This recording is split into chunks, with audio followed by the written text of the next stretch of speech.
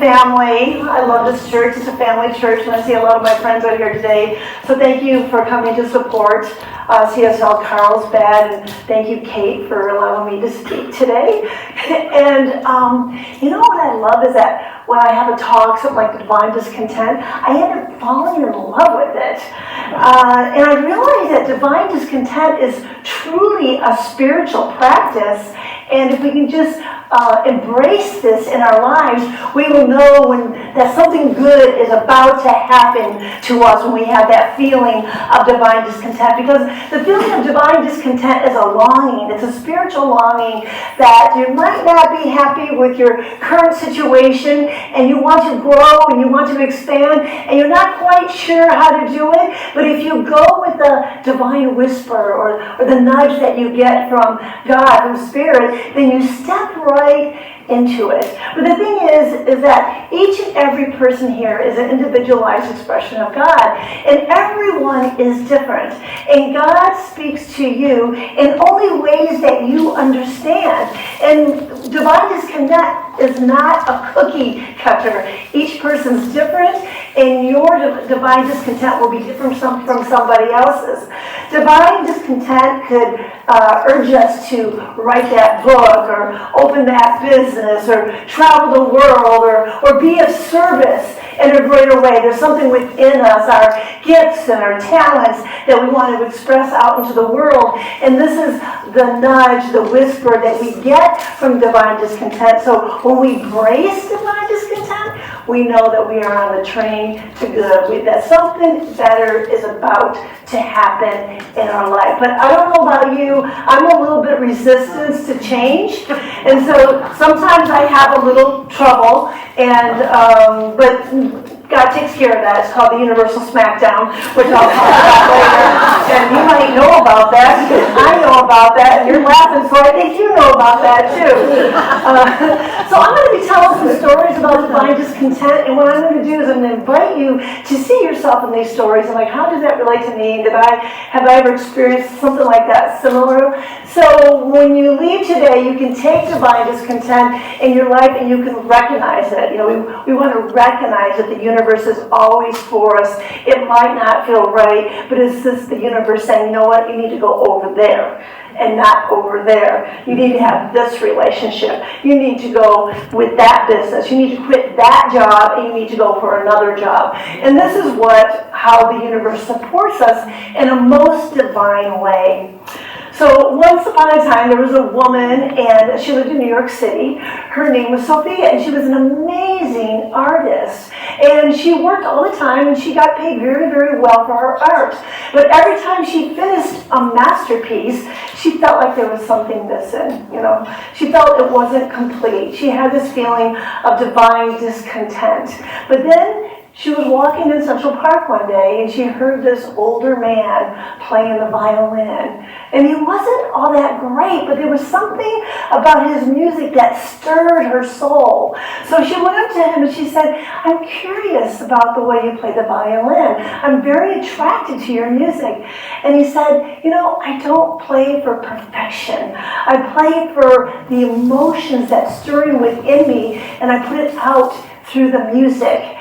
And in that moment, she's like, wow, something clicked in her. She realized that it's not her art that she was unhappy with. It was the way she was creating her art. She was creating her art to get approval from everybody, so people would buy her art. So that's why she felt empty. So from now on, she started taking the passion that was inside her, the emotions that she had, and she splashed them on the canvas. And because of divine discontent, she became one with her creative genius. So that's just one way that it can work in your life. This artist, I'm sorry, I didn't change that. In our teaching, divine discontent is called the divine urge by our founder, Dr. Ernest Holmes. The inner desire to express life, the desire to do and accomplish more, to be more completely happy, prosperous, and well. He says it is part of the eternal progressive spirit of unfoldment. And we should surrender the entire situation to the working of intelligence, with the conviction that intelligence will use us as a perfect channel. It's about having faith that when that one door closes, that one door is going to open. I feel it. I need to go in that direction, even though I won't have a paycheck. All of a sudden, many paychecks come. And money flows in when you don't think you're going to get it. But it's about having faith and walking one with Spirit, right?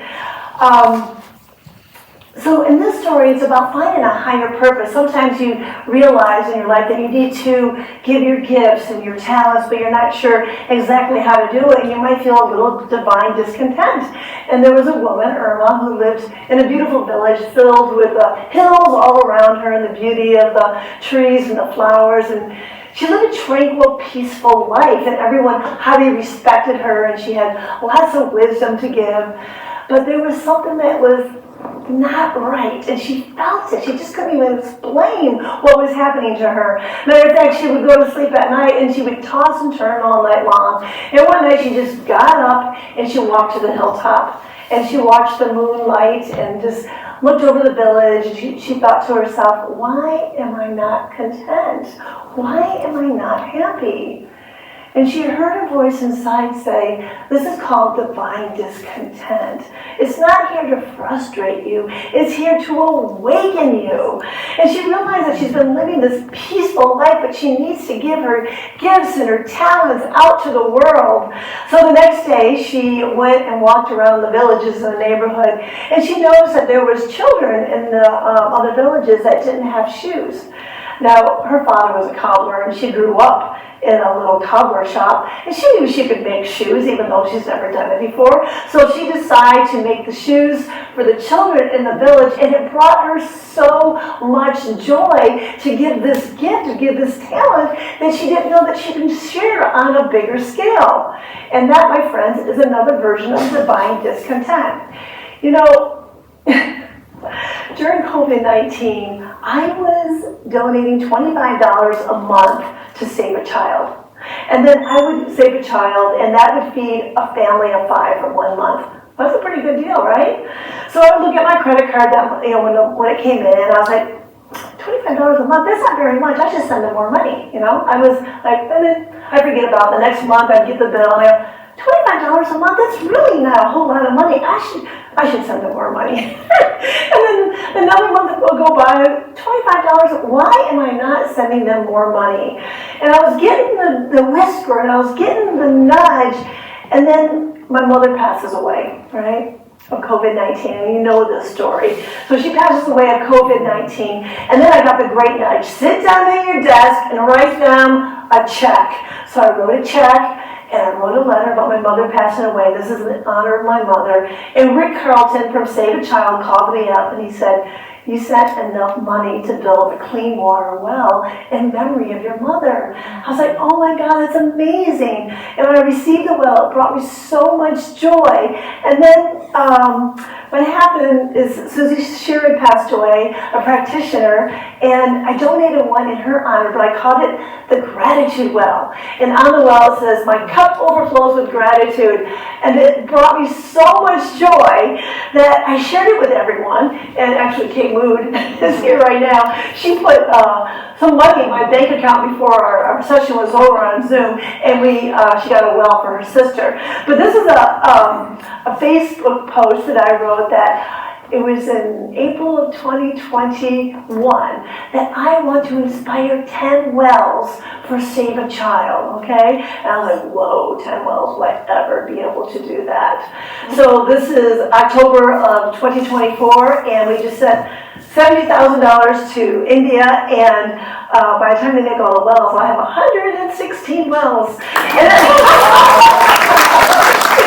So, anyways, and there's many inspired donors here, and I hear we might even have another one coming forward. So it's just like I didn't know that a higher purpose was going to come through. This divine discontent. They kept on whispering to me and telling me what to do. And I didn't want to do it because, the universe was bossing me around.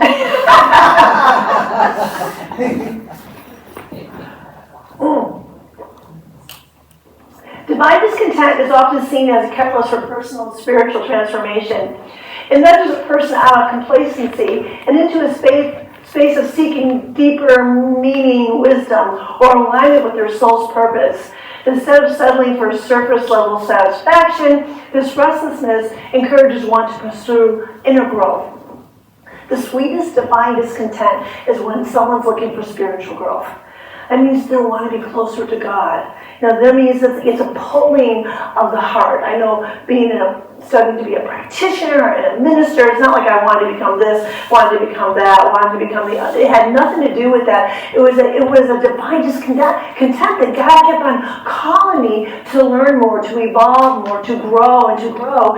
And so if I see people on the spiritual path and they have that feeling that I want to know God more, it's just beautiful to watch that unfoldment. Now, our friend here, Eckhart Tolle, mostly everyone knows who he is.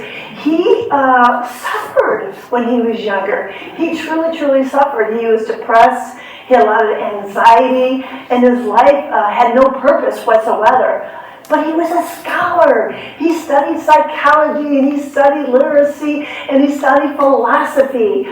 And he had this inner turmoil that he just didn't know how to deal with. It was like a divine discontent. And one day he woke up and he said, I just cannot live with myself any longer. And then he had another thought like, okay, who is the I that cannot live with myself? Okay? And he actually had a spiritual transformation. For the I was the I am that I am, that Christ consciousness, and that negativity that he was holding on from myself was separated. And he lived in this mystical Christ consciousness, for many years he kept this. And he was homeless, and he was living on a bench park. And he was just sitting there with this divine space of peace. And everyone can feel the peace and the gentleness that was coming from this, I would say, a mystic. He's a mystic of our time. And they would go up to him and he would give them spiritual counseling once they started trusting him. And then some of the ladies would invite them into their homes. They have all their friends over, and he would give talks. He would do that for a couple of years, and then I saw a YouTube video on him the other day that said, all of a sudden he had divine discontent again, right? He's sitting there and he's like, okay, I want expansion. I want expansion. It didn't seem like it was enough, even though he was a hermit type of person. He didn't expect to be sitting in front of Oprah a year later and had so much expansion. But what happens, this wasn't for him. This was for humanity. So sometimes when we have expansion, because we are serving the greater good of the universe, but that is another form of divine discontent. Now, there's an analogy with the oyster and the pearl and divine discontent. Because when the oyster receives like a grain of sand or a molecule that's an irritant, it seems restless and irritated, and the oyster releases a nacre, which is the mother of pearl, and it forms a beautiful jewel in the oyster. And it's almost like in our life when we're getting this divine discontent, we're feeling upset and we're not feeling, things are not right. We want to make changes and we don't know how to make the changes. Once we move through that, we have the jewel in our life.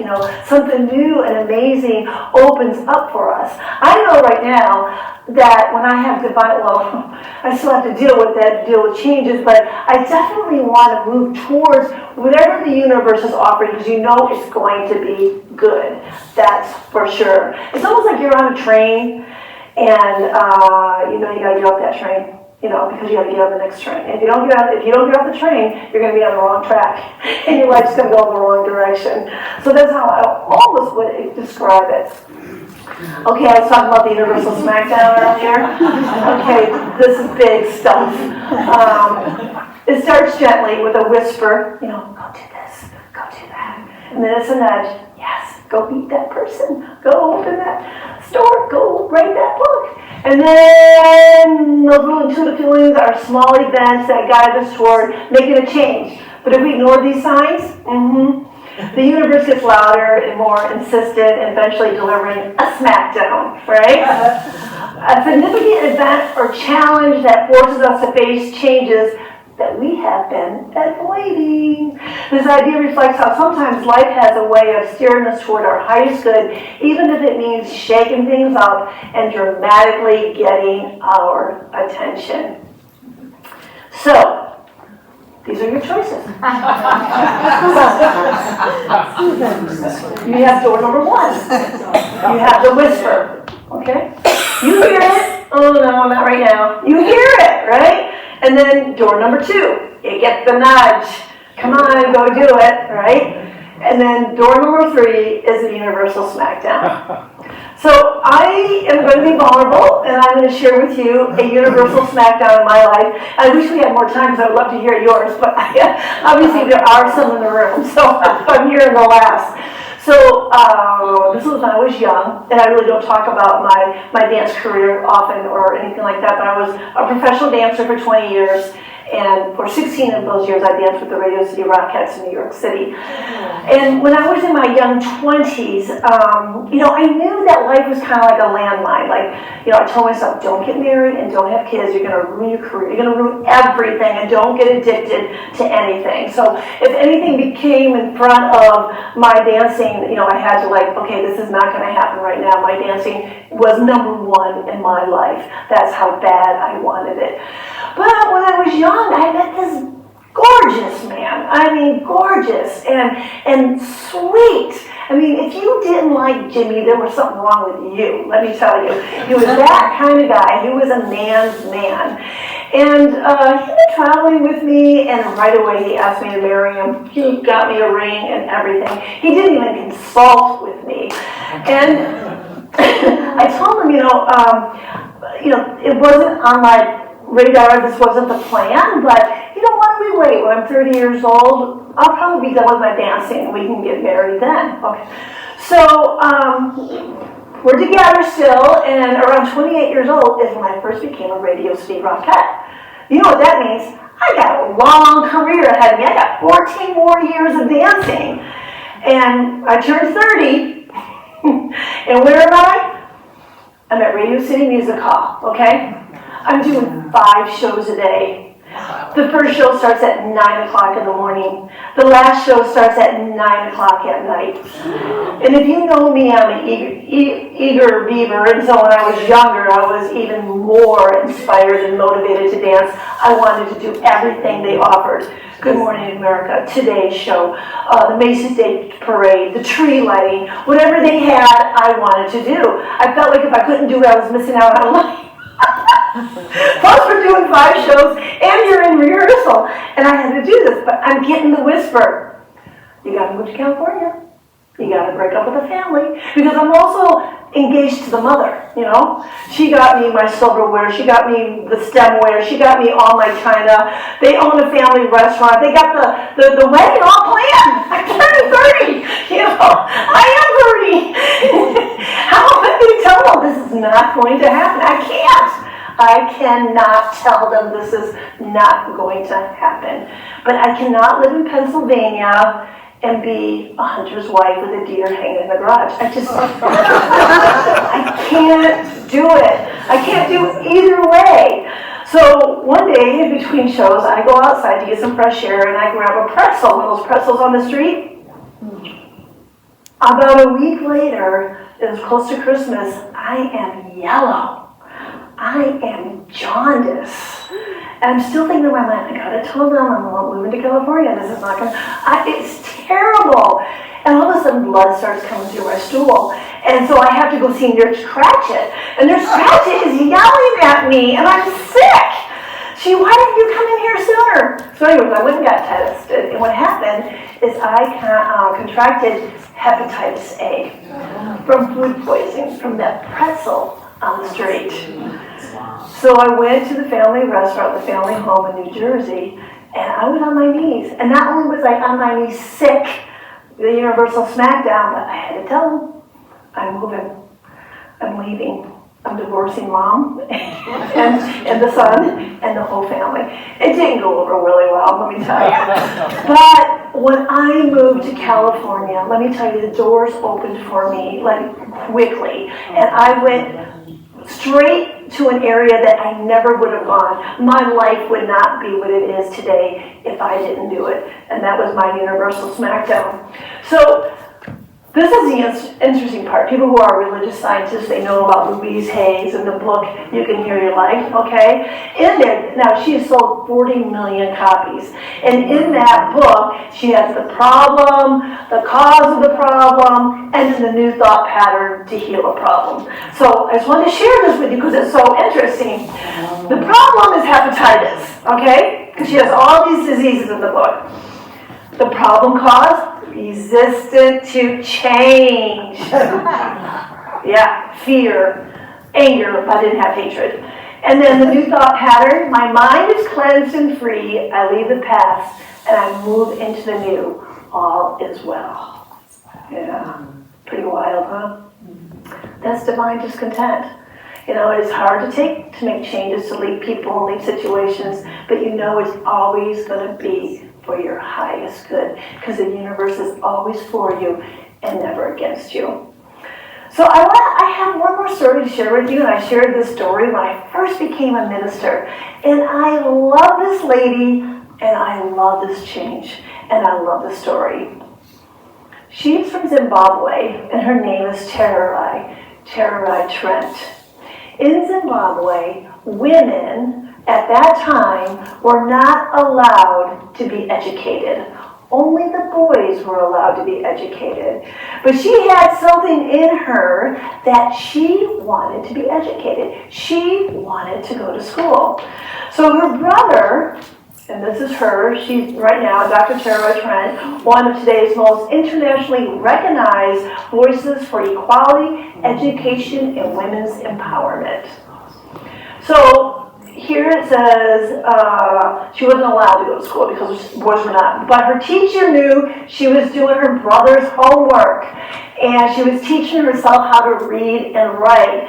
And the teacher asked her, there's a little girl with all the boys, that's what school looks like there, if she could go to school. And he said yes, bring her to school. And she taught herself to read and write with her brother's school books.